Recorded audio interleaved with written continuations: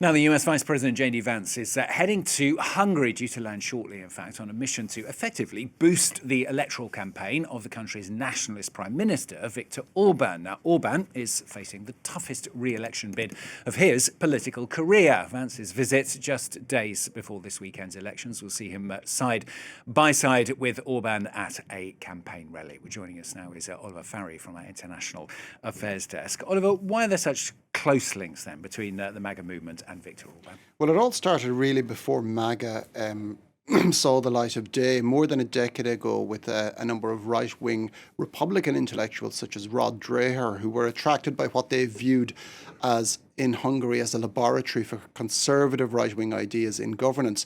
Now, there were other European countries such as Poland trending in the same direction, but Hungary was more constant, mainly because Viktor Orban managed to consolidate his power more effectively than the Law and Justice Party did in Poland.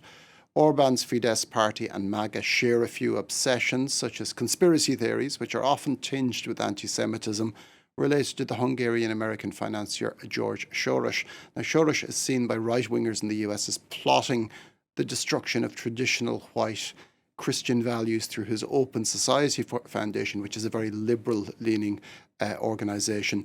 Now, a view that is echoed in Soros's native Hungary, where the Orban government forced the closure of the Soros-funded Central European University in Budapest a few years ago.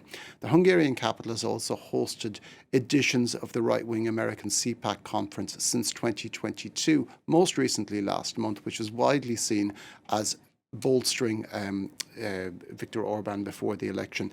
And this has become a major gathering figure for far-right figures across Europe. And of course, Viktor Orban shares MAGA's particular openness to Vladimir Putin and Russia.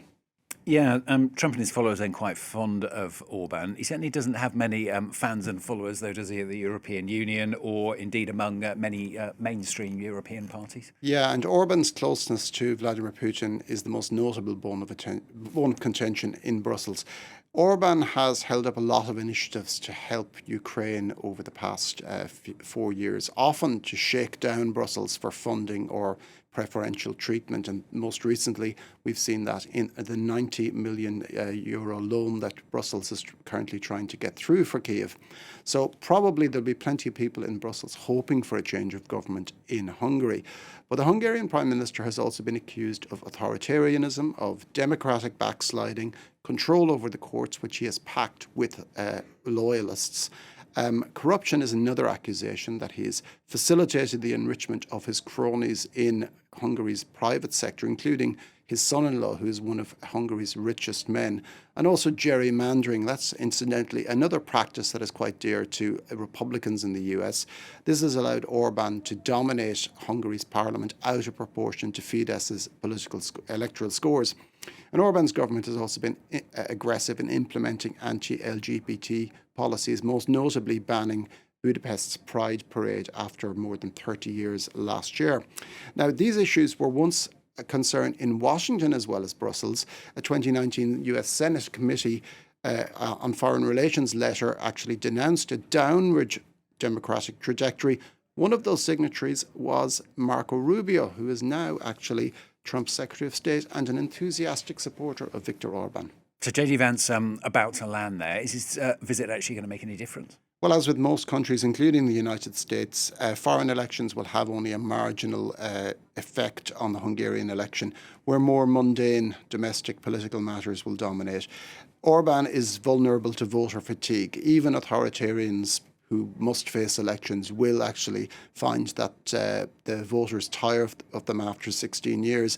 But Hungarian voters will also be concerned about the country's healthcare, which is something familiar to a lot of European countries, an economic slowdown which is combined with high prices in a country that has the third lowest salaries in the European Union.